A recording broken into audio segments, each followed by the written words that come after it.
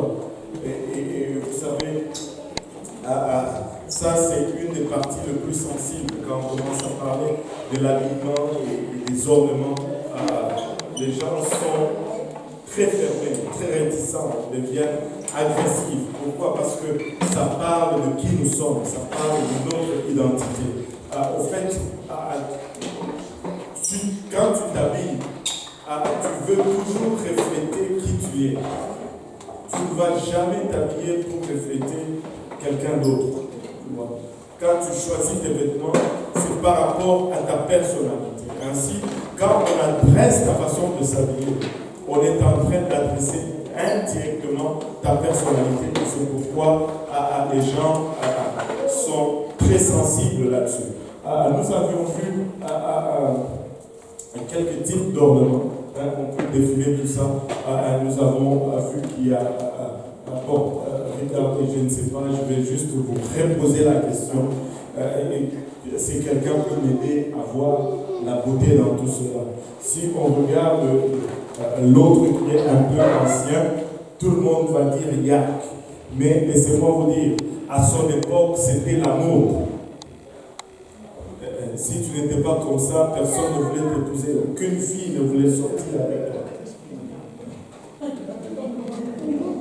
Mais là, aujourd'hui, vous regardez cela, vous dites, mais comment ça? Mais eux aussi, ils vont regarder elle, ils vont dire, mais c'est quoi cette affaire? Et donc, les critères de beauté, si on peut continuer un peu, bon, voilà, on en a de toutes sortes, de toutes couleurs, mais les ornements sont vraiment faits. Il n'y a pas de rôle dans les ornements si ce n'est de montrer ce que j'ai ou de montrer que j'appartiens à une telle classe où je suis riche. Parce que même si tu mets autant de chaînes au cou, ça ne change pas la grosseur de ton nez, ça ne change pas tes oreilles, ça ne change pas tes yeux, donc ça n'affecte pas ton apparence physique ou ta composition physique. Donc tu es le même. Tu es la même personne. Donc c'est pas ça le point. Prochain slide, c'était... donc nous avons vu comment l'enseignement de Paul et de Pierre était pareil, mais Pierre parlait plutôt de la conduite d'une femme à la maison, alors que Paul parlait de la conduite d'une femme à l'église.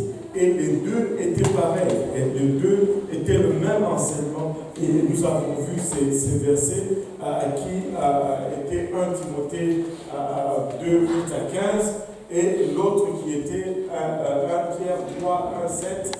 Et juste pour sauver le temps, parce que nous les avons lus et nous les avons étudiés profondément, nous avons vu que les apôtres indiquent clairement que la façon dont les femmes ont souvent le désir de se parler est en opposition directe avec ce que Dieu demande. Dieu n'est pas pour la laideur ni la négligence. Et je vais toujours insister aussi là-dessus. La sainteté ne signifie pas la négligence. Être négligé, ce n'est pas ça la sanctification. Nous devons prendre soin de nous-mêmes. Nous devons paraître propres et beaux, mais tout simplement nous devons rester dans les paramètres que Dieu définit. Si tu es une femme, tu viens avec une chevelure toute décoiffée, ce n'est pas la sainteté parce que ce n'est pas modeste.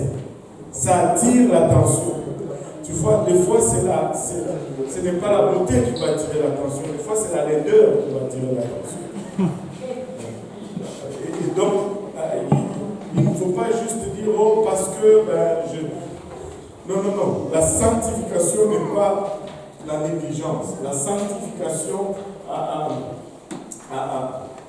c'est juste le respect des standards que Dieu a établis.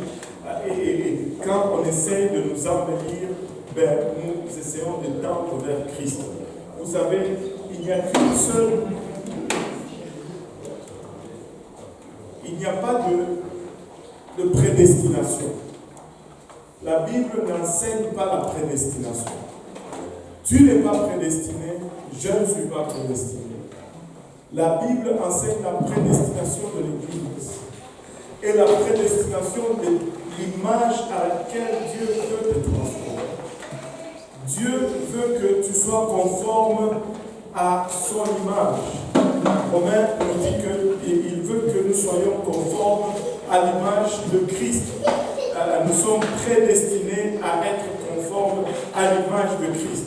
Et comme Christ est saint, c'est de marche, de partir de là où nous sommes à devenir comme son image, c'est la sanctification parce que nous sommes en train de tendre à devenir comme lui, lui étant saint.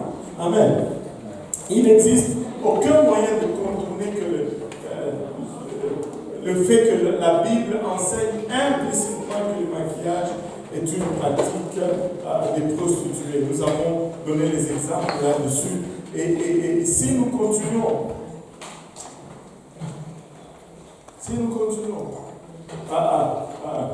c'est là où nous étions arrêtés la dernière fois.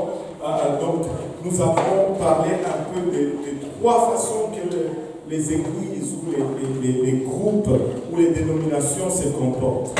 Il y a ceux qui enseignent une pleine restriction, c'est-à-dire même pas une petite épingle dans la tête, même pas une montre.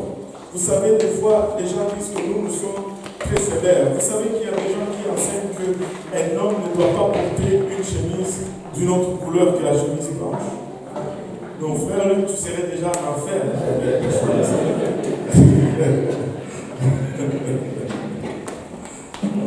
Chemise blanche et ça doit être manche longue. Frère Mutombo, tu es déjà disqualifié. Si ce n'est pas manche longue et que ce n'est pas blanc, tu as déjà péché. Et ils enseignent que la veste ne peut être que noire. Avec ma veste ici, là, ils ne vont pas me laisser me tenir dans leur chair parce qu'elle est bleue. Et donc, il y en a qui vont donner, ils vont faire ce qu'on appelle la pleine restriction. Tout est mauvais, tout est péché. Bon, nous ne voulons pas aller dans cet extrême, ça devient un peu ce qu'on appelle le légalisme, c'est-à-dire commencer à appliquer la loi sans comprendre la signification. Et quand on applique la loi sans comprendre la signification, on commence à l'appliquer hors contexte. Je ne dis pas qu'il faut effacer la loi, mais il faut regarder le contexte. Il y a d'autres qui disent aucune restriction. Vous savez, ils disent que Jésus nous a sauvés et que ce n'est pas la grâce que nous sommes sauvés. Donc, si ce n'est pas la grâce que nous sommes sauvés, nous ne sommes requis de ne rien faire. Juste le fait que je dise que bon, je suis sauvé, j'ai accepté Christ, c'est tout, et puis je peux continuer à vivre comme je vivais, ou même pire. Donc, ces gens-là vont tendre dans une indulgence, et vous allez les voir qui vont aller d'un péché moindre à un péché plus profond, et à la limite, ils vont être même pires que ceux qui ne vont même pas à l'église, qui ont juste un sens de valeur morale. Et je suis sauvé donc, et vous allez aussi voir qu'ils vont être très sélectifs. Tu sais,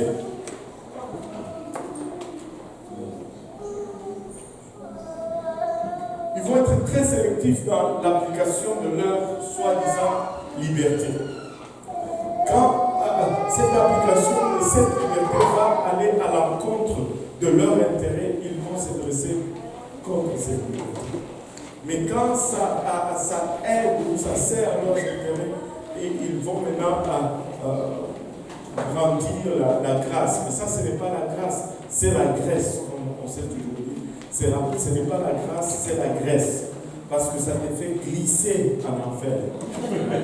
C'est la graisse, pas la grâce. Alléluia. Maintenant, nous optons pour quelques restrictions selon le contexte et selon l'application de la parole. Il va y avoir des restrictions. La parole de Dieu va nous donner des restrictions. Nous n'allons pas vivre juste au lait quand on vit pour Dieu. Il va y avoir des choses que Dieu va dire, non pas ça, là tu n'iras pas, ça tu ne feras pas, ça tu feras, et. Donc ça fait partie de la parole de Dieu. Et nous allons toujours regarder le contexte. Par exemple, on avait parlé l'autre fois de montre. Je ne sais pas si vous avez remarqué, le pasteur Wisner, il est venu, il a parlé sur la sanctification, mais il nous a juste parlé du pourquoi de la sanctification, sans entrer dans les détails. Mais les détails, il me les a laissés parce que c'est là où les gens se fâchent toujours contre toi. Ils s'arrangent toujours, ces gens, quand ils viennent, ils prêchent la bonne partie et ils me laissent toujours à moi la partie difficile. Et comme ça, c'est vraiment comme ça que ça marche. Un jour, quelqu'un m'avait dit, ah, pasteur, pourquoi toi tu ne prêches pas comme l'autre pasteur visiteur? J'ai seulement rigolé. J'ai dit, si tu vas dans son église, il ne prêche pas de la même façon qu'il prêche ici. C'est comme, tu sais, quand tu vas chez ton oncle, c'est différent de quand tu es chez toi. Tu vas chez ton oncle, on te donne des biscuits, des bonbons, c'est pas grave. Mais quand tu rentres chez toi, c'est toujours les feuilles de manioc, les brocolis, et là, les enfants de ton oncle, ils regardent aussi leur père. Il ne leur donne pas les bonbons, les biscuits tous les jours. Il leur donne aussi les feuilles de manioc. Donc, il faut faire attention. Un papa, ce n'est pas un oncle. Amen. Alléluia. Et moi, je ne suis pas votre oncle. Alléluia. Au nom de Jésus. Il a parlé de la montre Rolex et j'avais donné cet exemple. S'il y avait que ce soit l'autre jeudi, que tu sais, une montre, oui, ça a une utilité.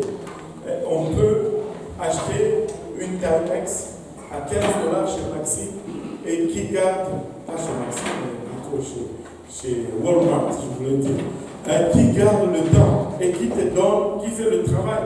Même de nos jours, avec un téléphone, tu n'as pas vraiment besoin d'une montre. Mais bon, si tu tiens à avoir une montre, regarde, une Timex à $15 peut te garder une montre. Mais si toi tu dis, ben, pasteur, j'ai besoin d'une montre, donc je me suis acheté ma Rolex à $19, à 19 000 juste pour l'heure, check un peu ta motivation. Vérifie un peu ta motivation. Parce que, bon, ce n'est pas sûr que c'est seulement pour savoir l'heure que tu vas investir 19 000 $. Maintenant, après ceci, nous allons avancer un peu et regarder quelques passages du Nouveau Testament concernant, quelques passages de l'Ancien Testament concernant les parures, avant d'aborder le Nouveau Testament. On va regarder l'Ancien Testament. Pourquoi? Parce que 1 Corinthiens 10, 11 nous dit que ces choses leur sont arrivées pour servir d'exemple. Ils ont vécu des choses pour servir d'exemple. Et ces choses ont été écrites pour notre instruction. Écoutez, tout ce que Dieu donne comme principe, tu vas voir que ces racines se trouvent dans l'Ancien Testament parce que Dieu est le même, il ne change pas et Dieu est constant. Tu vas retrouver une constance dans sa parole. Nous ne voulons pas juste que vous regardiez à ceci comme étant le caprice d'une dénomination ou le zèle d'un prédicateur, mais vous devez regarder à ceci comme l'application de la parole de Dieu dans son intégrité. Amen. Alléluia. Si nous regardons dans l'Ancien Testament l'histoire qui concerne vraiment les ornements, nous allons voir les mêmes tendances, le même enseignement que nous retrouvons dans le Nouveau Testament. Maintenant, regardez ceci. Nous allons, avant de commencer, regardons un peu 5 points. La parole de Dieu nous enseigne de différentes façons. Le premier point que nous allons regarder, c'est l'enseignement implicite. C'est-à-dire, il y a ces choses qui sont dans la parole de Dieu, qui ne sont pas dites directement, qui sont une déduction de l'énoncé. Et je veux vous donner un exemple, ou l'exemple le plus simple, ou le plus facile, ou le plus populaire, c'est la cigarette. Nulle part dans la Bible tu ne vas dire « tu ne fumeras point ». Mais c'est une concession presque je vais être très conservateur, à 95% qu'un chrétien ne doit pas fumer. Amen. Alors qu'il n'y a aucun verset qui dit « tu ne fumeras point ». Mais d'où est-ce que nous sortons le concept du fait que nous ne devons pas fumer? C'est tout simplement parce que la Bible dit que tu ne dois pas souiller le corps, et le corps c'est le temple du Saint-Esprit. Et en inhalant la fumée, en fait, tu es en train de polluer le corps, tu es en train de souiller le corps. Et juste par, ça c'est ce qu'on appelle un enseignement implicite. Ce n'est pas dit directement, mais nous déduisons le principe de quelque chose qui est énoncé de la parole de Dieu, et cela est correct.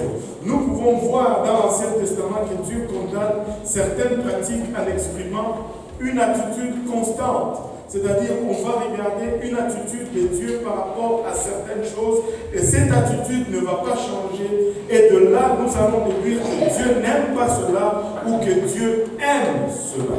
Amen. Alléluia. Et il ne va peut-être pas interdire quelque chose, mais il va avoir une attitude par rapport à cette chose. Dans de tels cas, nous nous tournons vers l'enseignement explicite du Nouveau Testament pour développer ou approfondir le principe. Comme il est évident que Dieu révèle sa volonté pour nous, non seulement par les préceptes, mais aussi par les exemples, les nombreux cas de la séduction, d'adultère, d'apostasie et des punitions divines résultant de l'utilisation des bijoux et des ornements et du cosmétique devraient constituer un avertissement solennel pour nous. Et quand tu regardes l'usage des bijoux, l'usage du maquillage, l'usage des ornements est toujours associé avec quelque chose de dérogatoire, quelque chose que Dieu rejette dans la parole de Dieu. Et si tu es un étudiant sincère, honnête de la Bible, tu n'as même pas besoin d'être un étudiant vraiment attentif. Si tu es juste honnête, tu vas arriver à la déduction que, voilà, Dieu n'aime pas cela. Regardez, je vais donner cet exemple, mais on va y revenir un peu plus loin. La seule place où la Bible nous montre vraiment une femme qui se maquille, c'est Jézabel. Et les Seigneurs disent, elle n'était pas dans la faveur de Dieu. Elle n'était pas dans la faveur de Dieu. Maintenant, si nous observons également le tabernacle terrestre, nous allons conclure certaines choses par rapport à ce que Dieu aime et ce que Dieu recherche et ce que Dieu rejette. Dans l'Ancien Testament, Dieu habitait parmi son peuple, mais dans le tabernacle ou le temple. Et le tabernacle, c'était vraiment une réplique du temple une fois qu'ils étaient dans la terre promise.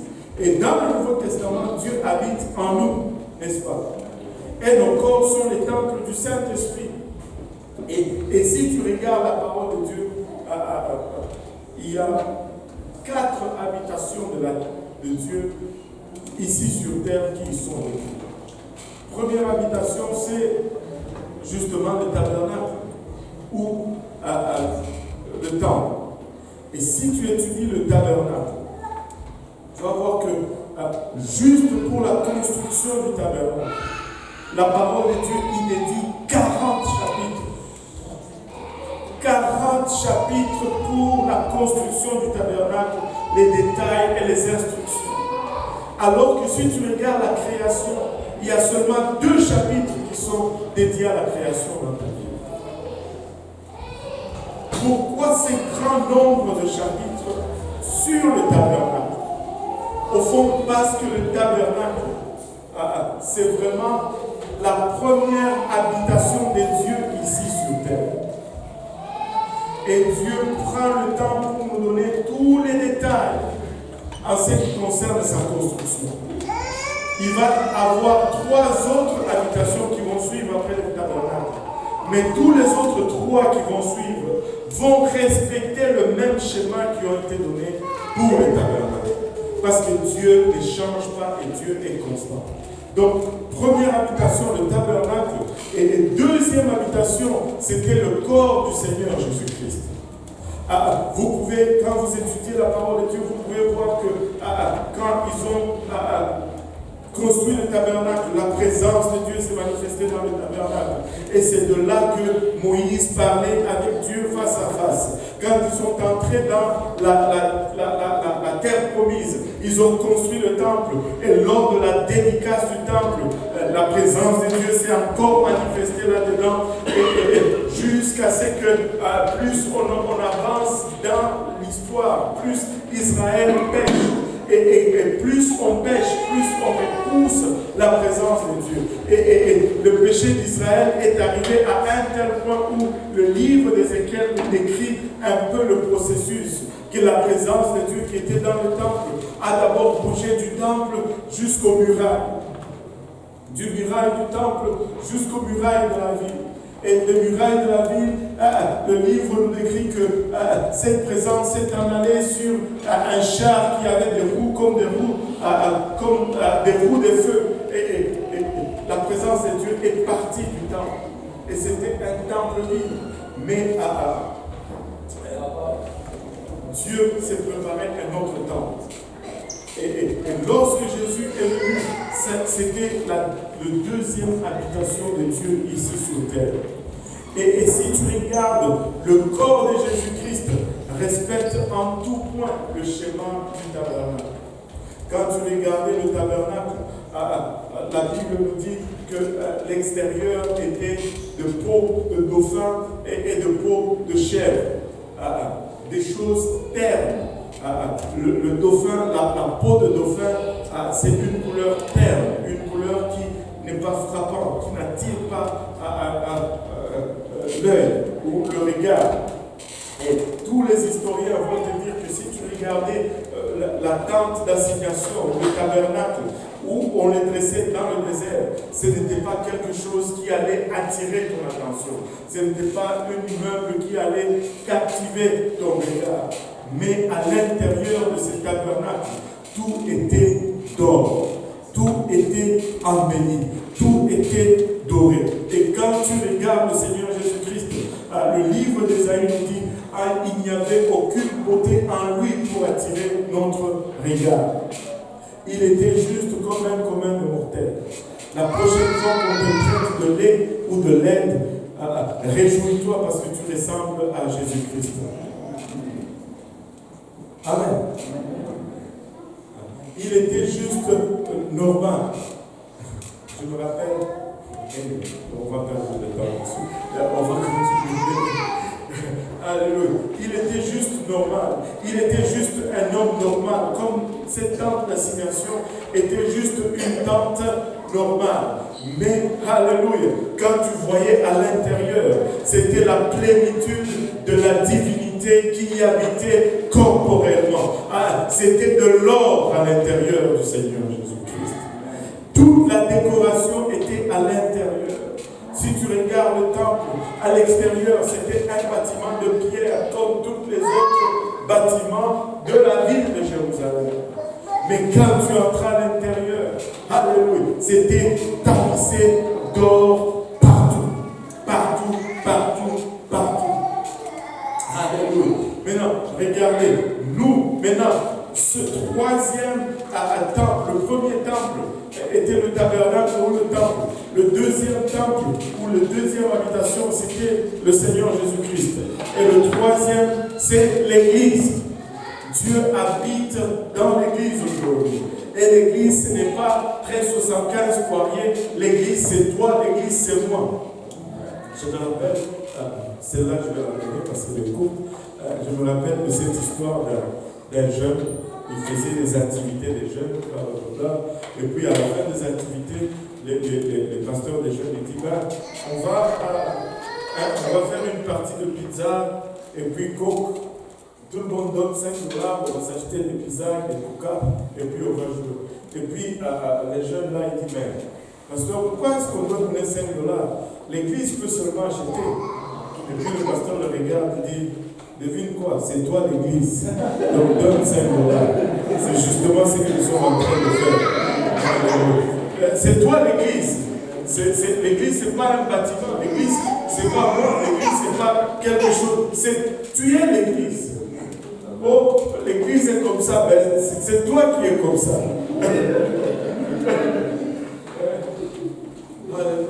Quelle révélation profonde. Waouh. Mais non. L'église est la troisième habitation du Seigneur, de Dieu sur la terre.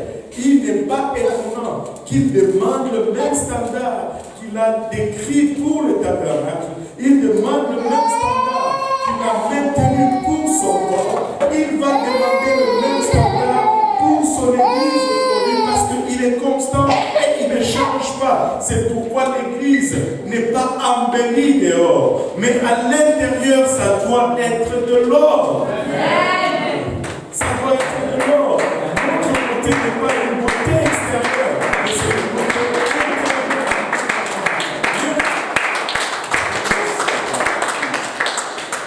Pierre me dit, n'ayez pas ces ornements extérieurs, mais ayez ces ornements intérieurs. Parce que c'est ça le schéma depuis le début. C'est ça le plan depuis le début. Mais non, cela ne veut pas dire que dehors nous devons être négligents. Non, nous devons être propres. Nous devons être présentables, mais nous allons garder tous les ornements pour l'intérieur. Notre or est intérieur. Amen. Alléluia. Donc c'est ça l'exemple du tabernacle. Maintenant, le tabernacle n'était pas décoré de l'extérieur, mais de l'intérieur, il était très beau.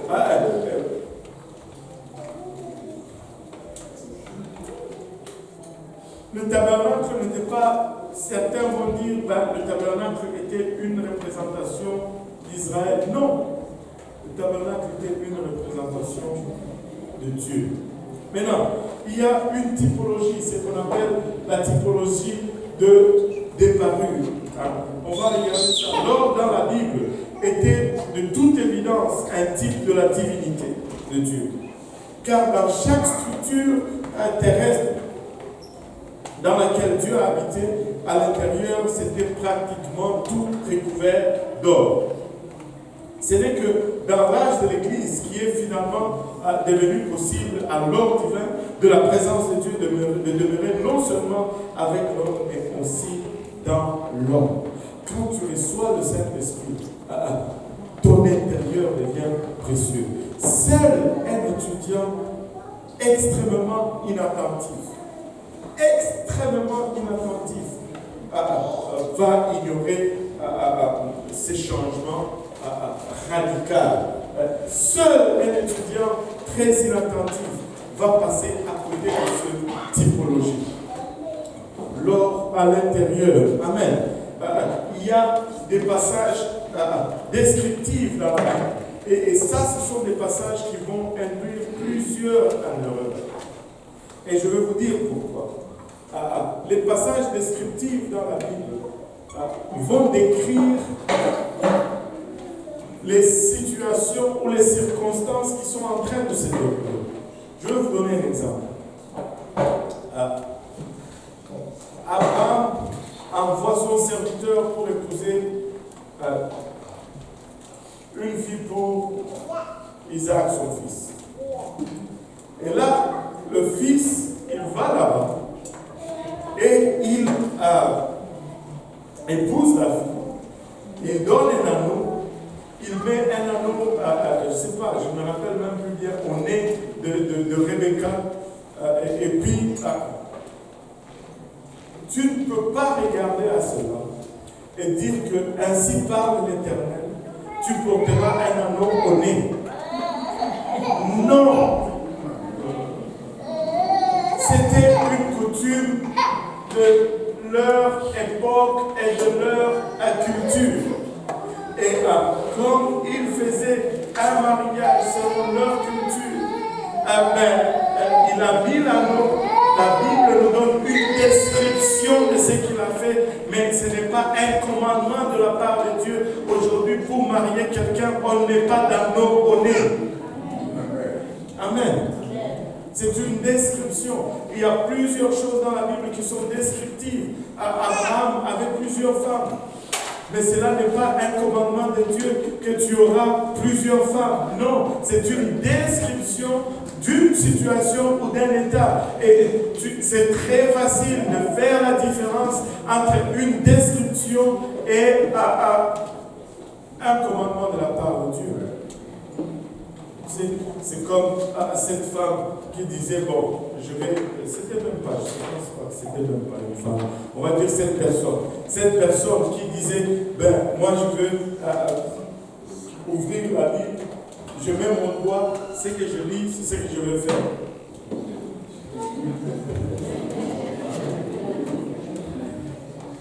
Elle ouvre la Bible, met son doigt, et elle lit, et Judas est allé se pendre. Je me suis trompé. Elle me l'ouvre encore, elle met le doigt, elle dit, ce que tu as fait, fais-le à la hâte. On ne peut pas lire la Bible de cette façon. On peut user un peu juste d'un peu d'intelligence et de voir qu'il y a des choses qui sont descriptives. Des fois, Dieu va décrire le standard de l'époque pour la beauté. Parce que ses enfants copient ces standards. Et cela ne veut pas dire que Dieu approuve ces choses comme étant une façon de s'embellir. Amen. Il faut vraiment faire très attention avec les passages descriptifs. Et une étude attentive de quelques passages qui semblent parler favorablement de l'utilisation des ornements révèle qu'ils sont descriptifs de l'entendement de la beauté qui dominait la culture concernée et non des prescriptions de la manière dont Dieu veut que son peuple s'embellisse. Écoutez, si Abraham était de ma culture et qu'il avait envoyé son serviteur épouser une femme pour son fils, et ses serviteurs devaient amener une chèvre à mes parents ou aux gens de ma culture, il n'allait pas mettre un anneau au nez. Donc il faut vraiment faire la part des choses avec ce qui est descriptif de la culture et ce qui est le commandement de la part du Seigneur. Alléluia. Ne pas procéder à cette distinction, ne pas faire cet exercice peut mener à des conclusions fantaisistes, très fantaisistes. Il y a un homme qui s'appelait Walter Kessler, c'était vraiment un érudit, un savant de l'Ancien Testament. Il a souligné que les rapports ou la narration d'événements dans les Écritures ne doit pas être assimilé à l'approbation ou la recommandation ou de faire de l'action ou la narration une norme ou une caractéristique à être imitée par tous les lecteurs ultérieurs. C'est-à-dire, si Dieu décrit une situation qui est arrivée, ce n'est pas une approbation de cette situation. Amen. Alléluia. Nous devons constamment rechercher l'attitude de Dieu. Que tout le monde dise l'attitude de Dieu. Nous devons constamment rechercher l'attitude de Dieu envers une pratique et non pas l'adopter simplement parce qu'il est inclus dans un passage descriptif ou allégorique des Écritures. Les détails des histoires, des paroles, des paraboles ou des allégories doivent être regardés comme des accessoires de l'histoire et non pas être utilisés pour formuler une doctrine, à moins que leur enseignement fondamental soit confirmé par la teneur générale de la parole de Dieu. C'est-à-dire, je ne peux pas prendre un passage où Dieu écrit à Israël comme maintenant une femme qui s'embellit, qui se maquille et qui met ses ornements et qui sort pour montrer sa beauté et dire que je trouve cela comme, que Dieu approuve cela comme la façon de s'embellir. Parce que un paragraphe plus tôt, il a dit, tu t'es maquillé, tu ressembles à une prostituée. Et là, il nous montre son attitude par rapport à cela. Alléluia. Et donc, les passages descriptifs doivent être regardés attentivement. Et écoutez, regardez, il y a une autre chose, le cinquième point que nous allons voir, ça s'appelle la révélation progressive. Révélation progressive. Dieu ne donne pas tout en même temps. Non. Il va donner tranquillement. Regardez un exemple, l'exemple le plus parfait d'une révélation progressive sur ceci.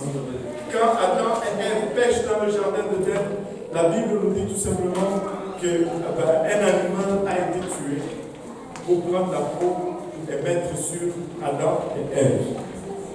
On ne dit pas c'est quel type d'animal, on dit tout simplement un animal. Et plus loin, la Bible va commencer à parler de si tu commets un péché, amène une brebis pour faire l'expiation de tes péchés. Et là, Dieu nous révèle que l'animal, c'était une brebis. Et plus loin, quand le Seigneur Jésus-Christ marche sur les rivages du Jourdain, Jean pointe son doigt et dit, voici l'agneau de Dieu qui ôte les péchés. Progressivement, on est parti d'un simple animal non mentionné jusqu'à Jésus-Christ qui est vraiment celui qui enlève le péché du monde. Oui, c'est une question. C'est juste une joie. Alléluia. Une joie de la révélation. Il y a ce qu'on appelle la révélation progressive aussi. Donc, tu regardes progressivement à travers la parole de Dieu. Dieu révèle tranquillement jusqu'à ce que nous arrivons à une plénitude de la révélation. Maintenant, regardez, une révélation progressive. La dernière révélation ne va pas contredire la première. Elle va compléter. Quand elle commence à dire le contraire, si Dieu a exprimé une attitude négative contre une chose, ne me dis pas qu'une révélation progressive va montrer que Dieu exprime maintenant une attitude positive. Ça, c'est une contradiction, ce n'est pas une révélation progressive. Amen. Donc, et vraiment, si nous voulons être honnêtes l'un et l'autre, ce n'est pas tout ce qui a été permis à l'époque de l'Ancien Testament qui reflète vraiment l'idéal de Dieu pour son peuple.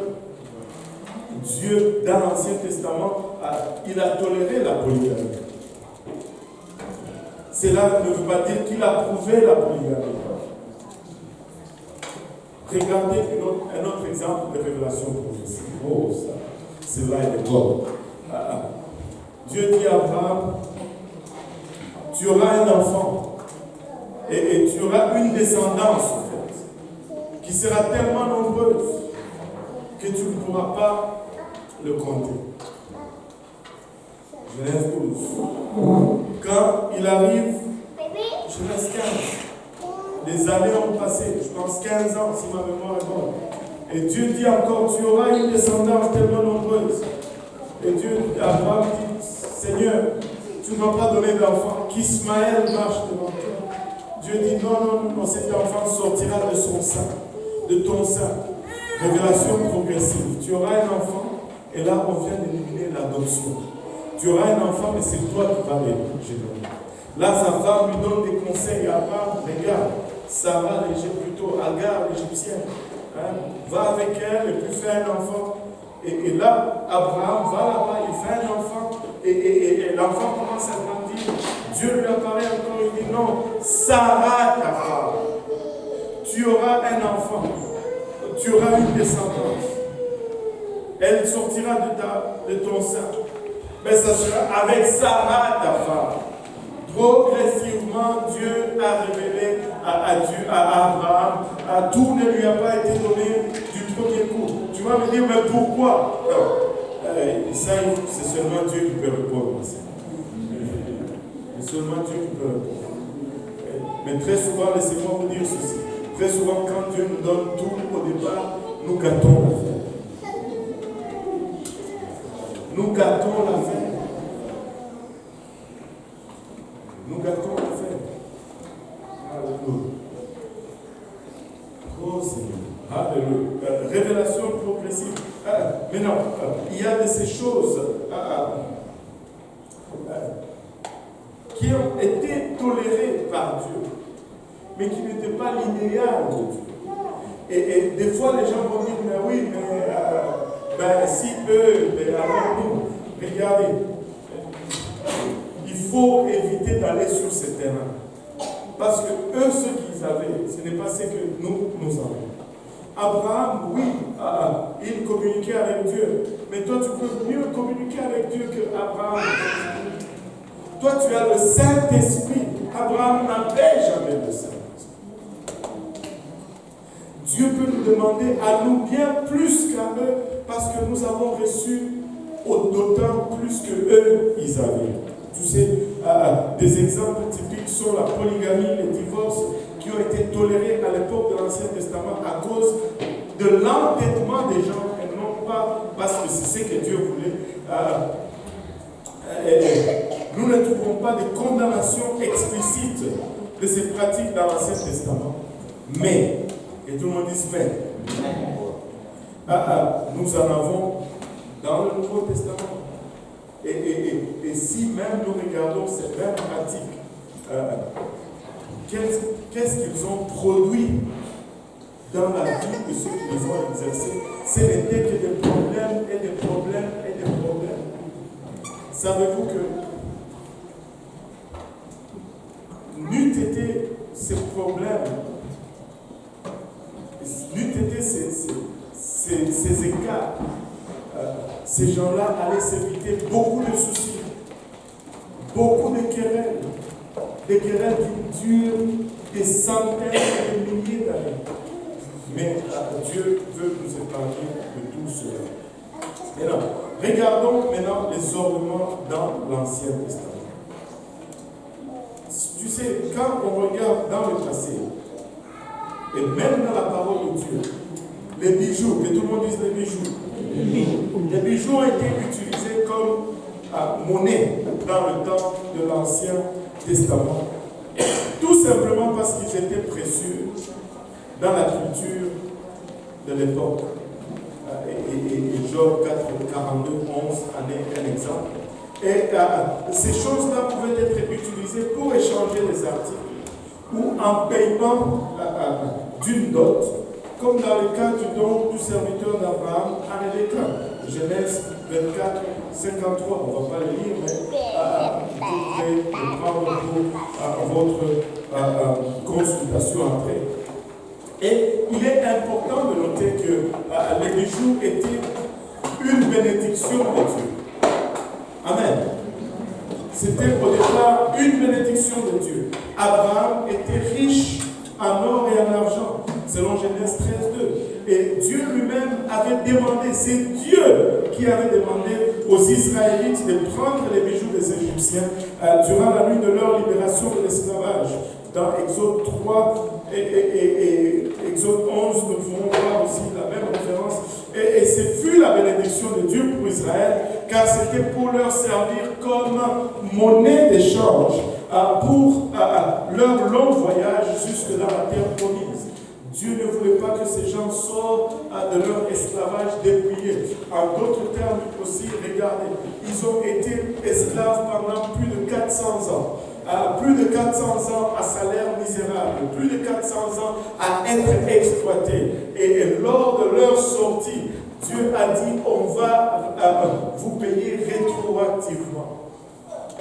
Vous savez, Dieu sait toujours comment ajuster la balance. Fais-lui confiance. Des fois, tu as l'air, tu penses que tu es en train d'être exploité. Mais fais confiance en Dieu. Dieu sait comment j'ai oublié les termes qu'on utilise. Dieu sait comment rattraper ton salaire. Reste fidèle à Dieu et il va le faire. Alléluia. 400 ans d'esclavage, à travailler sans salaire. Mais le jour de leur sortie, ils ont récupéré chaque heure qu'ils avaient travaillé. Les Égyptiens leur ont donné leurs bijoux, leurs casseroles, et ils prenaient, partez, nous ne voulons plus vous voir ici. Et ces choses, jusqu'à ce point-là, si on regarde dans la parole de Dieu, jusqu'à ce point-là, ces choses où les bijoux semblent essentiellement porter une considération positive en raison de leur fonction pratique. Ils avaient une fonction pratique. Mais toutefois, il y a une tendance qui s'est développée et cette tendance est devenue inquiétante parmi le peuple de Dieu. Alors qu'ils ont commencé maintenant à utiliser les ornements comme une expression de fierté et même une expression de sensualité. Et cette évolution nous aide à comprendre pourquoi dans l'Ancien Testament, Dieu va commencer à appeler son peuple à la repentance en leur demandant d'enlever leurs ornements. Et la toute première indication, nous allons la voir, la toute première indication de ceci, nous allons voir cela dans le livre de Genèse 35, versets 1 à 5, alors que Jacob dirigeait les membres de sa famille dans une purification spirituelle intérieure et les appelant à nettoyer leur extérieur. Vraiment, remarquez, on va le lire d'abord. Tu sais, ça, ce sont les fils de Jacob. Après que leur sœur a été déshonorée, ils ont fait une fausse alliance. Ils sont allés, ils ont tué les gens. Mais là, Jacob avait peur. Il dit, on doit se déplacer ici. Mais avant cela, il voulait prier pour se reconsacrer parce que Jacob avait compris que lorsqu'il est consacré, il a la protection de Dieu. Et alors, Genèse 35, après cette histoire, s'ouvre sur ces lignes. Dieu dit à Jacob, lève-toi, monte à l'Éther et demeure ici. Là, tu dresseras un autel au Dieu qui t'a paru lorsque tu fouillais Ésaü, ton frère. Et là, il se rappelle ces moments de faiblesse. Qu'est-ce qu'il avait fait? Il dit, c'est ce que je vais faire parce que là, je me sens encore en danger ou je me sens menacé. Jacob dit à sa maison et à tous ceux qui étaient avec lui, il dit, ôtez les dieux. Remarquez ce que dit Jacob. Jacob dit, ôtez les dieux étrangers qui sont au milieu de vous. Purifiez-vous et changez de vêtements. Waouh! Une purification spirituelle, il dit, on va changer aussi l'extérieur. C'est seulement dans notre génération qu'on dit que l'extérieur n'affecte pas le spirituel. Il dit, ôtez les dieux étrangers qui sont au milieu de vous, purifiez-vous et changez de vêtements. Nous nous lèverons et nous monterons à Bethel. Là, je dresserai un autel au Dieu qui m'a exaucé dans le jour de ma détresse et qui a été avec moi pendant le voyage que j'ai fait. Regardez maintenant le verset 4. C'est là où ça devient très révélateur. Ils donnèrent à Jacob tous les dieux étrangers. C'est la seule chose qu'il avait demandé. Mais regardez, qui était entre leurs mains et les anneaux qui étaient à leurs oreilles. Ils ont compris que pour se purifier, pour se sanctifier, non seulement ils devaient enlever les statuettes, mais ils devaient aussi enlever les bijoux qu'ils avaient sur eux, sans que Jacob le mentionne. Maintenant, regardez ceci, ça devient encore plus intéressant. Et ils ont enlevé les anneaux qui étaient à leurs oreilles. Et Jacob, qu'est-ce qu'il en a fait? Jacob les a enfouis, plutôt les a enfouis sous le térébinthe. Ça, c'est juste un arbre. Et ça, ce n'est pas parce que Jacob voulait venir les récupérer. Non, regardez ceci. Sous le térébinthe qui est près de Sichem, ensuite, ils partirent. La terreur de Dieu s'est répandue sur les villes qui les entouraient et l'on ne poursuivit point les fils de Jacob. Maintenant, ils donnèrent à Jacob tous les dieux qui étaient entre leurs mains et les anneaux qui étaient à leurs oreilles, et Jacob les a enfouis sous le térébinthe. Il ne les a pas gardés pour venir le chercher, mais il a creusé et les a ensevelis afin que personne ne vienne le retrouver. Et c'est là une première indication que lorsque le peuple de Dieu voulait se purifier, voulait se sanctifier, ils se sont dépouillés de leurs ornements. Ils se sont dépouillés de leurs ornements. Mais c'était la première fois, mais certainement pas la dernière. Ce n'est pas la dernière fois. La situation a augmenté parce que l'homme va toujours avoir tendance à aller continuellement vers le mal.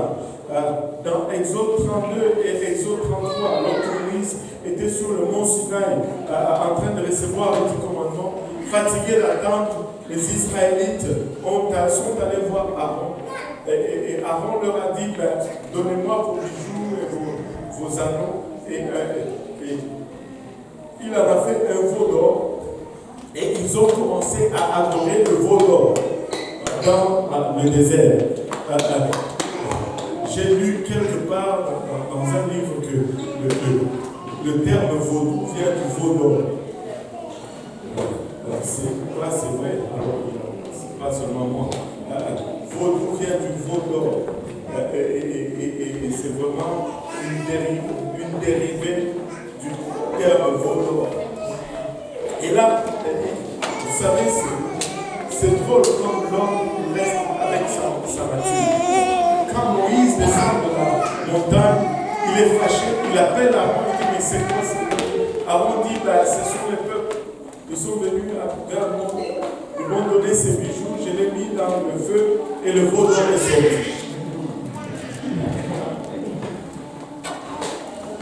Il est sorti tout seul. C'était un miracle.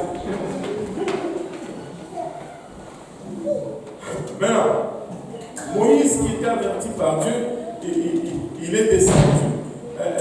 Il a vu ce que les gens ont fait.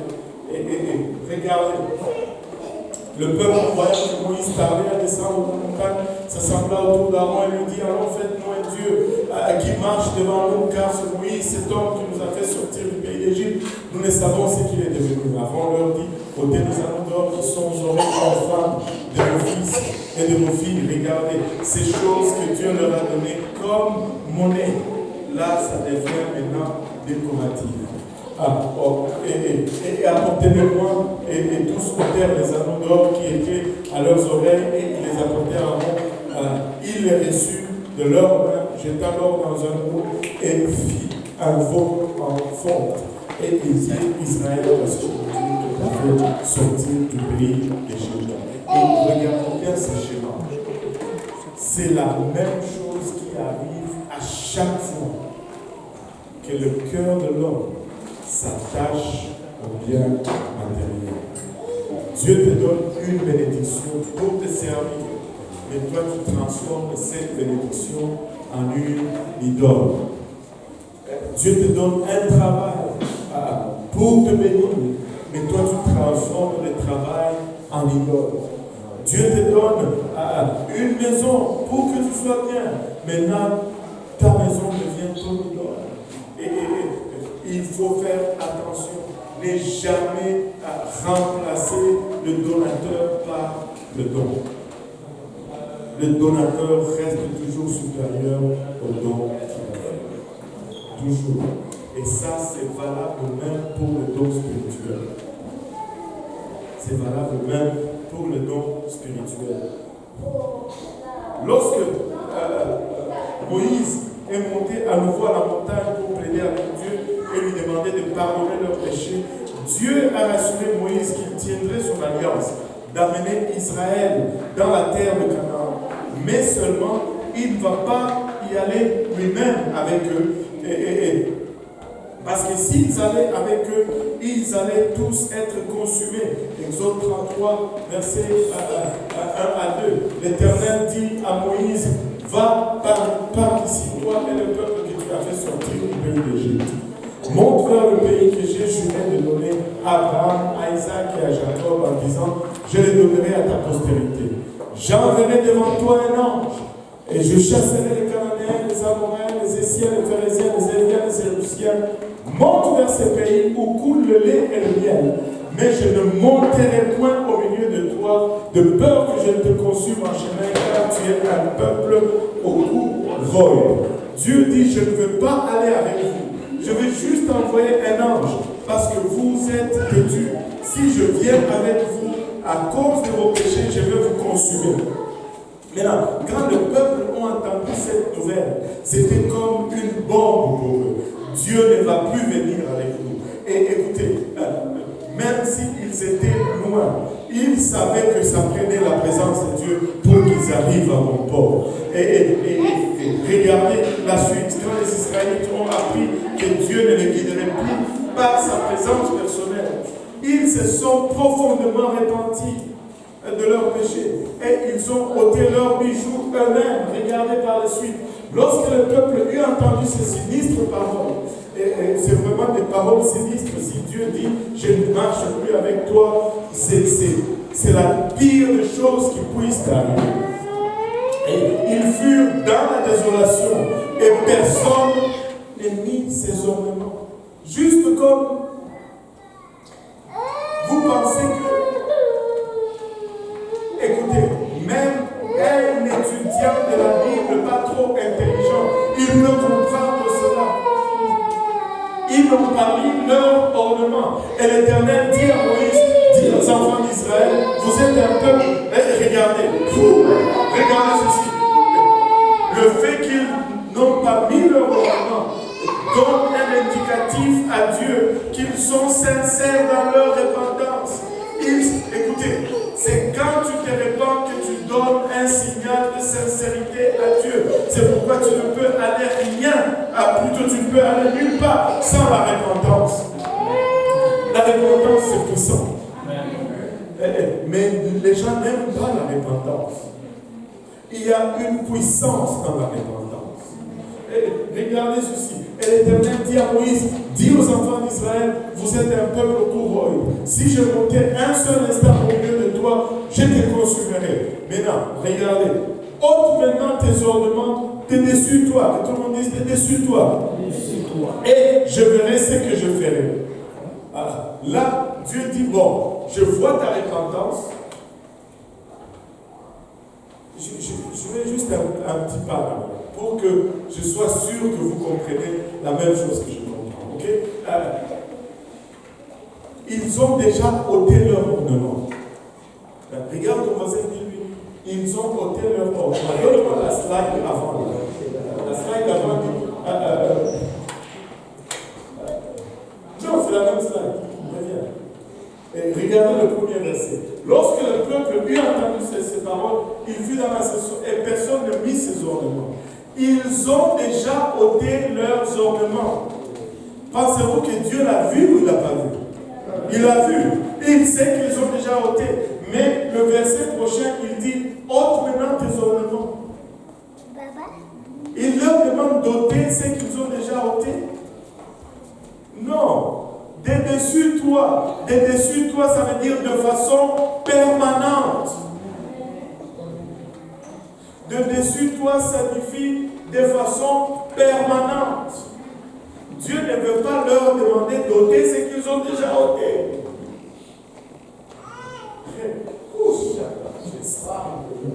Et je verrai ce que je ferai. Et les enfants d'Israël se dépouillèrent. Tout le monde dit se dépouillèrent de leurs ornements en s'éloignant. Oh, ils se sont dépouillés en s'éloignant. Si tu te dépouilles de quelque chose en t'éloignant, tu laisses la chose dont tu t'es dépouillé en arrière.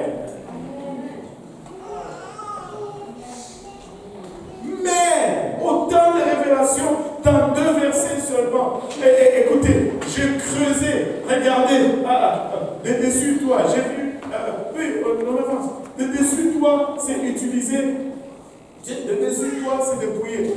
Deux termes qui signifient vraiment de façon permanente. Laissez-moi vous dire. 3 places. Donc, je pense qu'il y a 4 places que j'ai vues où Dieu utilise ce terme de dessus toi. Regardez, Genèse 49, encore 3 jours, et Pharaon enlèvera la tête de dessus toi. Écoute, encore 3 jours, et Pharaon va te couper la tête. On ne remet jamais une tête qui a été coupée. Exode 33, 35, c'est ce qu'on a lu, haute maintenant de dessus. Samuel lui dit, l'Éternel déchire aujourd'hui de dessus toi la royauté et il la donne à un autre. Ça c'est Samuel qui parle à Saül qui vient de perdre sa royauté pour toujours. L'autre verset,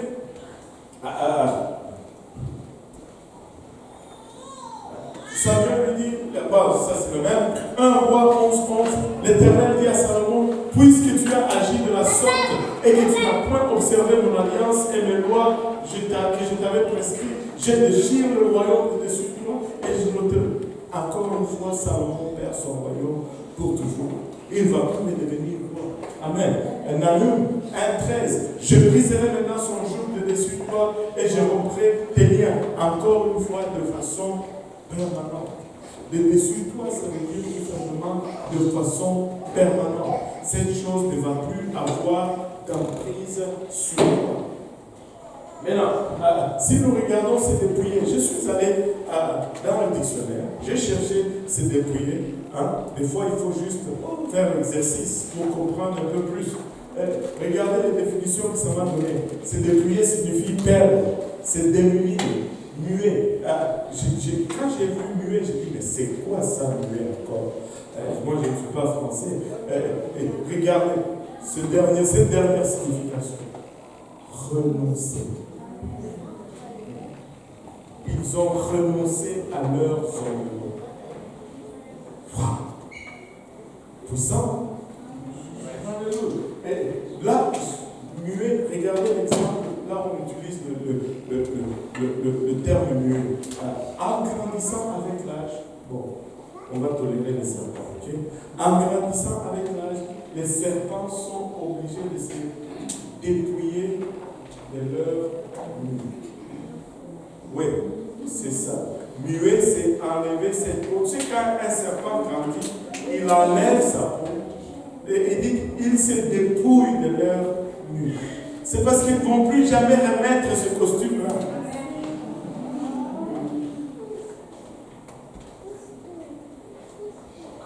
Quand tu te dépouilles, tu ne retournes plus à ces choses. Israël, Dieu dit, dépouillez-vous de ces choses. Cela ne veut pas dire, non, juste dans certaines circonstances, je vais en mettre un peu. Non! Le jour de mon mariage, non!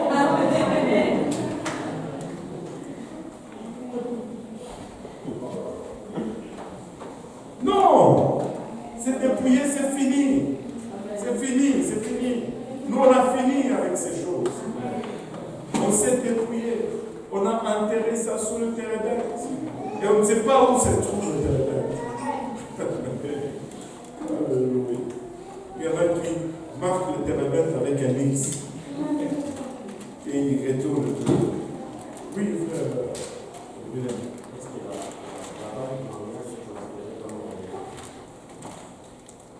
C'est un ornement.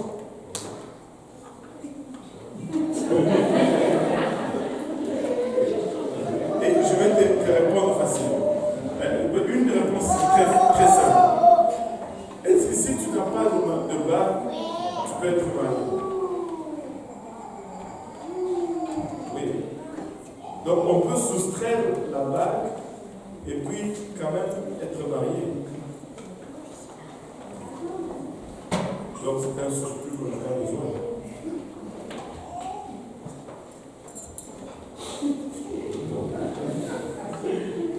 Mais je ne te dis pas que si tu mets la bague de mariage, tu vas aller en enfer. Il y a certains qui disent, la bague de mariage, c'est pour me garder fidèle. Toi, Si tu es infidèle, on peut mettre des bagues à tous tes doigts. Tu vas rester infidèle.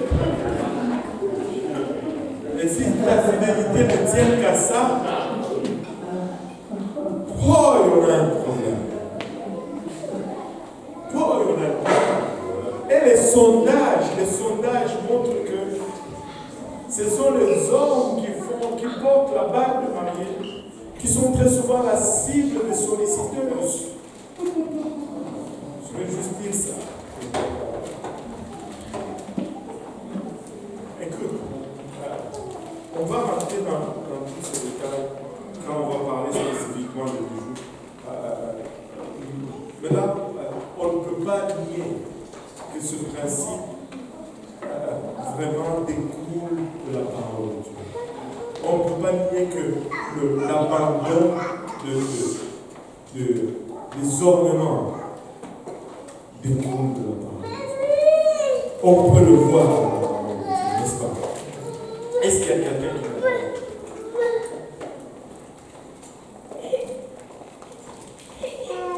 Maintenant, Israël a reconnu que ces bijoux étaient un sérieux obstacle à sa réconciliation avec Dieu. Alors elle s'est dépouillée de ses ornements à partir du mont Horeb. C'est pourquoi la Bible nous dit qu'ils se sont dépouillés en s'éloignant du mont Horeb. La Bible, certaines versions stipulent même que Israël n'a plus remis ses bijoux. Et d'autres versions stipulent même que ce qui s'est passé au mont Horeb ne s'est jamais plus reproduit. Ainsi, Israël a pris l'engagement sincère de mettre fin à l'utilisation des ornements dans le but de montrer son désir sincère d'obéir à Dieu. Et cette expérience ressemble beaucoup à celui de la famille de Jacob à Sichem dont nous avons parlé. Maintenant, le commandement de Dieu aux Israélites d'enlever leurs ornements avant d'entrer dans le pays de Canaan s'applique aussi à nous, alors que nous voyageons aussi vers notre terre promise. Et nous aussi, nous allons vers notre Canaan. Et nous devons nous dépouiller de ces choses avant de rentrer dans la terre promise. Canaan n'est pas un type du ciel, mais plutôt d'une profonde expérience spirituelle avec Dieu, accompagnée des géants. Vous savez, lorsqu'ils sont entrés à Canaan, les guerres ont continué, les batailles ont continué. Et Canaan, c'est vraiment notre vie en tant que chrétien de tous les jours, où nous avons les batailles et toutes ces choses. Maintenant, pourquoi les ornements furent-ils une telle pierre d'achoppement pour la vie spirituelle d'Israël? Et pourquoi la Bible enseigne-t-elle que les bijoux sont visibles à notre vie spirituelle? D'abord, nous portons ce que nous adorons et nous adorons ce que nous portons. Tu vas voir les gens, oh, Gucci! Oh, moi, si ce n'est pas Tommy Hilfiger, je ne veux pas porter.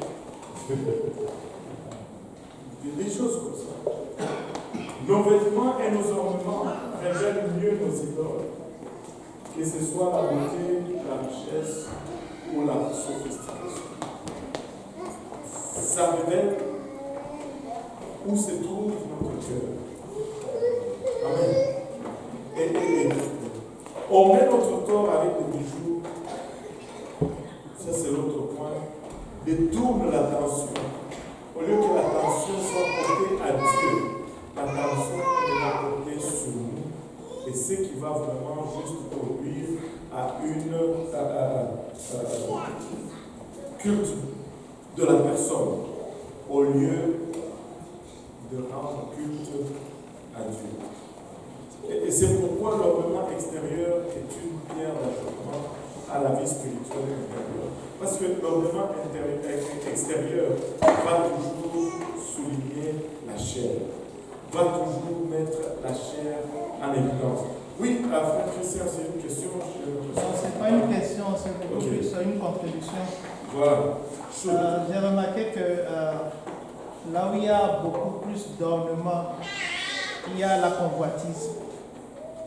Et aussi, ça suscite aussi la jalousie, même des fois, des situations où les gens sont endettés parce qu'ils ont envie d'avoir ce que l'autre. Mais si on suit la parole de Dieu, je pense qu'on vivrait beaucoup mieux. Ça c'est bien. Et vous savez, moi j'observe beaucoup. J'observe beaucoup. Je ne sais pas si vraiment j'observe beaucoup, mais que Dieu m'aide beaucoup de fois à voir des petits détails qui souvent passent inaperçus. Et laissez-moi vous dire ceci. Quelqu'un qui est décoré, la femme, orné et toutes ces choses, ne marche pas, la même personne ne va pas marcher de la même façon que lorsqu'elle n'est pas ornée. Ça là, c'est comme, c'est tellement frappant. Observez, vous avez de la famille qui ne sont pas assurés. Observez quand ils sont non maquillés, non bijoutés, je ne sais pas si ça se dit, non maquillés, non bijoutés, ils sont à la maison. Leur démarche est différente. Mais quand ils sont bijoutés, maquillés, leur démarche change. Regardez, allez dans les soirées somptueuses. Là. Les gens ne marchent pas de la même façon qu'ils marchent tous les jours. Parce que là, ils sont tous leurs pompons et même la démarche change. Même la démarche change. Mais Dieu nous délivre de ces choses. Et écoutez, voyez vous-même ce que nous venons juste pour voir. Si tu fais que lire tout simplement attentivement ta vision, ça va te frapper. Ça va te sauver aux yeux. Ça va. Tu ne peux pas juste passer et dire je l'ai entendu. Et là, on va commencer à se sortir des excuses. Et l'homme est champion. Nous sommes des êtres intelligents. Nous avons été créés à l'image de Dieu. Et nous pouvons justifier beaucoup de choses. C'est pourquoi c'est très important de ne pas juste faire, de ne pas juste s'arrêter à se dire est-ce que c'est la bonne chose à faire. Parce que tu peux te justifier et dire que vraiment cette chose est bonne. Mais tu dois aller plus loin. Et la question vraiment se poser est-ce que c'est la chose sage à faire? Est-ce que c'est sage? Pas que c'est bien, mais est-ce que c'est sage? On va parler de cela très bientôt. Parce que vraiment la sagesse, c'est l'application de la connaissance. Avoir une connaissance, c'est bien, mais ce n'est pas suffisant. À mettre en application la connaissance, c'est mieux. Et ça, c'est la sagesse. Tu peux mourir avec plein de connaissances parce qu'il t'a manqué la sagesse pour appliquer cette connaissance. Amen. On va s'arrêter là pour aujourd'hui et on va revenir le mercredi prochain et continuer encore dans le détail et entrer, commencer à parler des différents types d'ornements et de maquillage. Amen. Alléluia. Est-ce qu'il y a encore des questions? Bon Dieu. Vous avez parlé du fait que le Seigneur a dit qu'il va plus, par exemple, le peuple d'Israël, pardon de leurs péchés, ils se sont repentis. Est-ce que dans le temps des nouveaux chrétiens, du moment que le moindre péché que nous faisons, le Saint-Esprit est enlevé? Non, le Saint-Esprit n'est pas enlevé. Ce n'est pas que tu reçois le Saint-Esprit, tu le perds, tu reçois, tu le répères encore, tu reçois, tu le répères. C'est tout simplement ton habilité à toi-même de te mettre sous la direction du Saint-Esprit. C'est pourquoi on utilise le terme se renouveler dans le Saint-Esprit, non pas à recevoir encore le Saint-Esprit. Non. Et ça, c'est un peu pour tirer la parallèle là-dessus. Le livre de Romains est encore plus pointueux. Il nous dit que si tu n'as pas l'esprit de Christ, tu ne lui appartiens pas. Ça, c'est le premier état. On parle des relations progressives. Mais il dit aussi que si tu n'es pas conduit par l'esprit de Christ, si tu n'es pas enfant de Dieu, c'est lui qui est conduit par l'esprit. Celui-là est appelé fils. Tu peux avoir l'esprit, mais si tu n'es pas, tu ne te laisses pas conduire par l'esprit, tu es dehors. Ce n'est pas la question de la voir, vous n'allez pas la voir, qu'il parle ou qu'il ne parle pas. La question est, est-ce que je suis soumis à l'esprit? Est-ce que je me laisse guider par l'esprit? C'est vraiment ça l'approche. Oui, frère. Ah bon? Ok. Gloire à Dieu. Dieu est bon. Oui, ça c'est une question. En fait, je voulais juste partager quelque chose par rapport à des enseignements qui ont décidé de les enquêter, de gens sur les journaux, en les enterrant et en arrière. Comment avez-vous vu dans la parole de Dieu que je vais ranger les enseignements? Je les avais gardés dans une boîte et c'était juste, je me suis dit que si je dois aller toujours rester dans cette boîte et que j'allais juste les oublier. Parce que c'était comme une attachance sentimentale, je veux dire, par rapport à ces bijoux à la certaine que j'avais depuis que j'étais née, et d'autres m'avaient dit leur fils m'avait me lever à la tête. Et là, j'étais comme, je ne vais pas jeter, quand j'ai été gardée dans une maison très longtemps, comme pendant des mois et des mois, sur comment expliquer, genre, en face de mon lit. Et après quelques mois, j'ai commencé à faire des je me voyais et je me voyais dans le lit et je voyais la boîte des bijoux qui m'appelait en fait. Et à chaque fois, et j'avais ces rêves-là, j'avais dans mon rêve et c'était toujours le même que je me voyais allongée et je me voyais dans ma chambre, je voyais cette boîte de bijoux qui m'appelait. Et un jour, j'ai arrêté ce rêve et le frère Eric m'a dit qu'il fallait absolument que je lui donne des bijoux qui me débarrasse. Et depuis le jour que je lui ai donné, je ne sais pas où est-ce qu'il les a mis, mais en tout cas, c'est juste parti. C'est une erreur couille, ça. C'est Ouais, mais plus là, tout à fait. ça. Exactement. N'est-ce pas extraordinaire? C'est vraiment ce que la Bible nous dit, c'est vraiment. C'est débrouillé. C'est ça, même plus savoir où les amis. Oui. Pour des gens qui prennent De quoi? des faux missionnaires. Ben, là, ils sont deux fois dans le fond.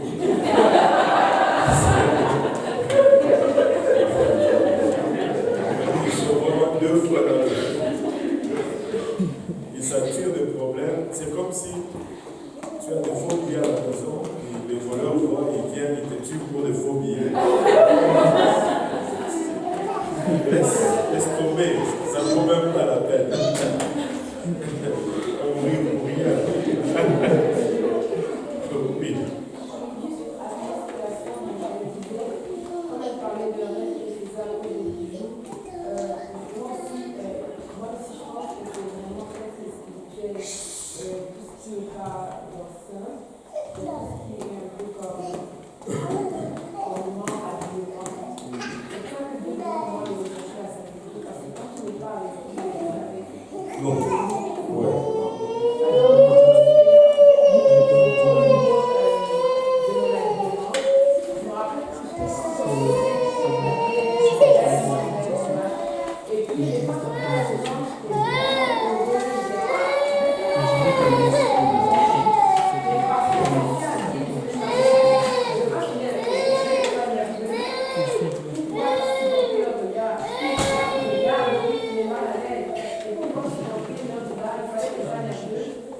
Je viens de vous changer une chose.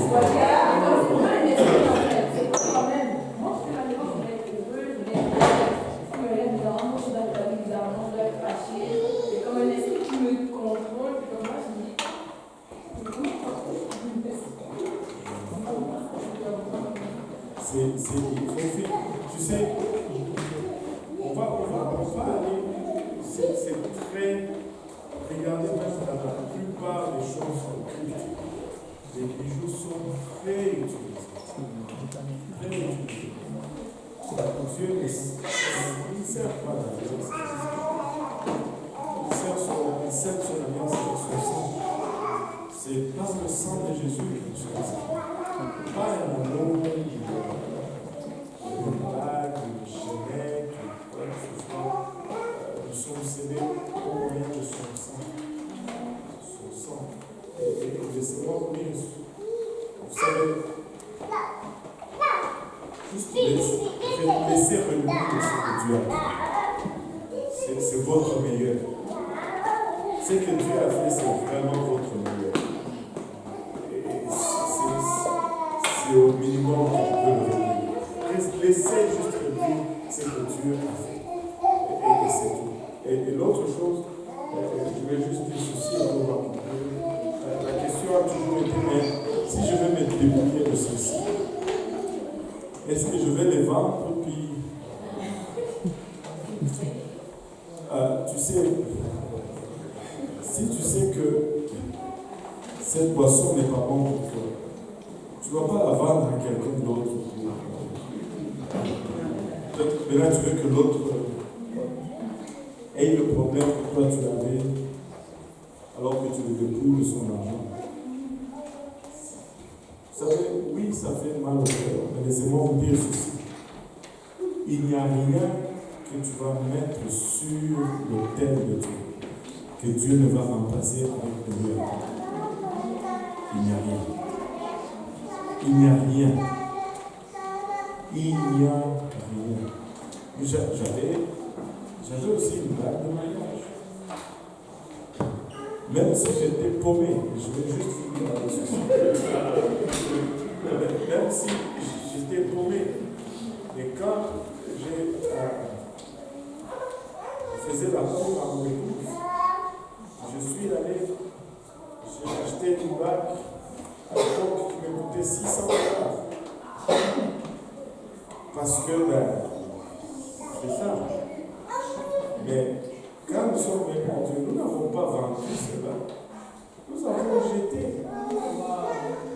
Nous avons jeté. Aujourd'hui, ça devrait être plus que ça.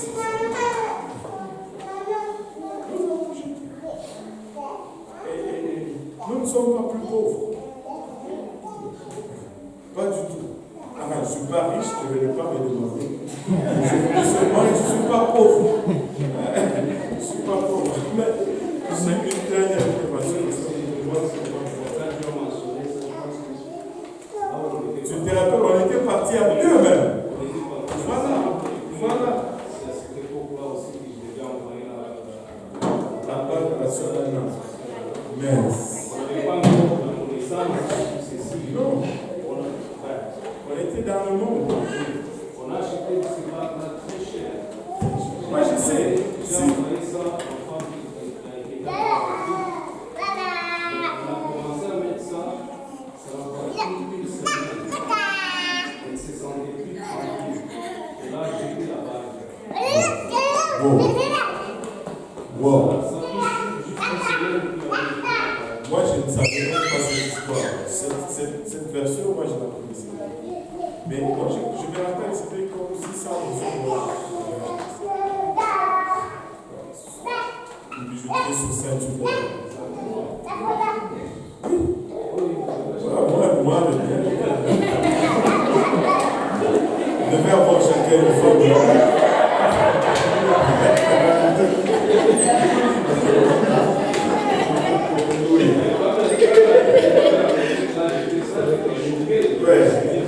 Ça fait mal.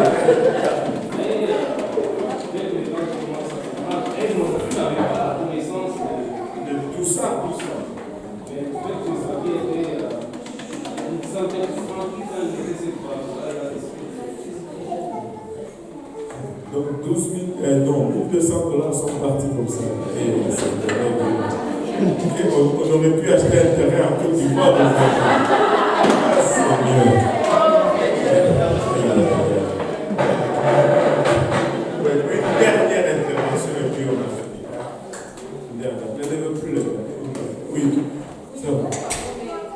La bague de mariée Oui. et l'alliance. Alors, pourquoi est-ce que ce serait pas... Qui a dit que c'était une alliance?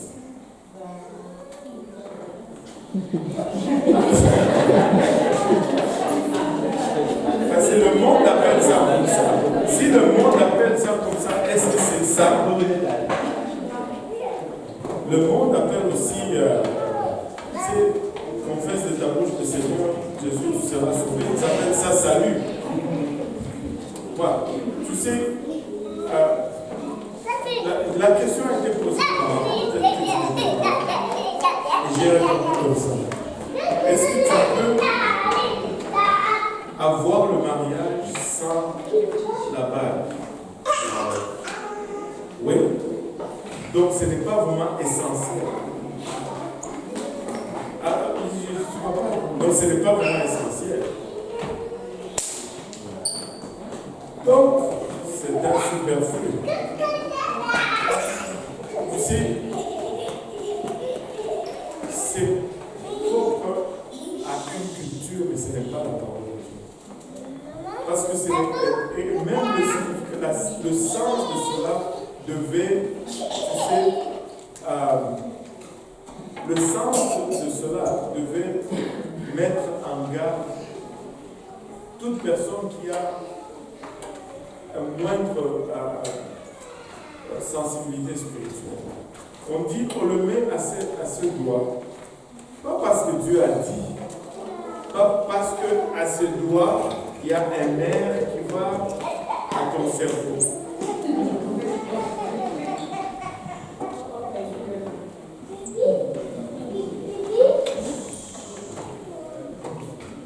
C'est ça. Mais non, je ne te dis pas que si tu as une bague de mariage, tu vas rien faire. Je te dis que ça n'apporte rien. Ce n'est pas par la bague que tu vas être fidèle. Ce n'est pas par la bague que tu vas être plus marié. Pas du tout. Il y a des gens dont les époux ou les épouses sont déjà décédés, ils portent leur bague, mais ils ne sont pas plus mariés que ça. Ça change absolument. Amen. On va conclure maintenant pour le fait. On va rentrer à la maison et on va essayer de se reposer. Amen. Si on s'est levé tous ensemble. Pasteur, est-ce que tu peux me faire s'il vous plaît? Alléluia.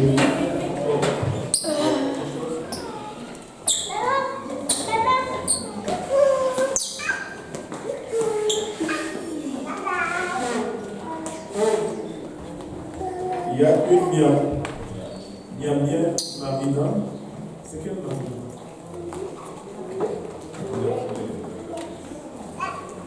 Ok. Il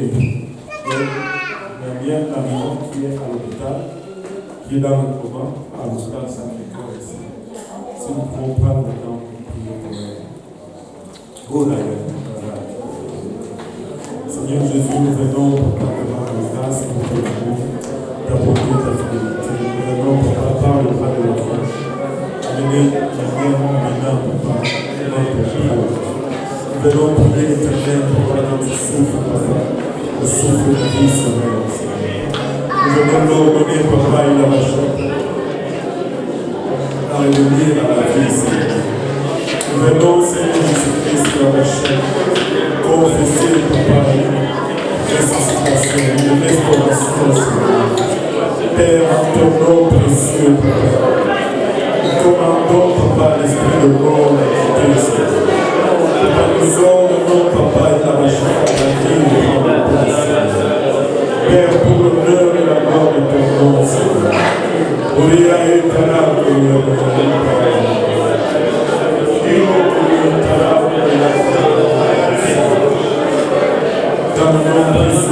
Jésus. Dans le nom précieux de Jésus.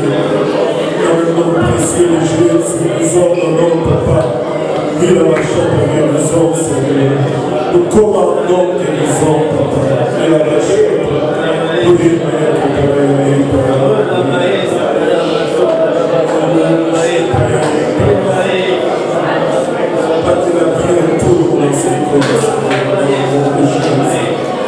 dans le nom de Jésus, dans le nom de Jésus, alléluia, l'ordre dans le nom de Jésus, nous disons tous au nom de Jésus, alléluia, avant le Seigneur,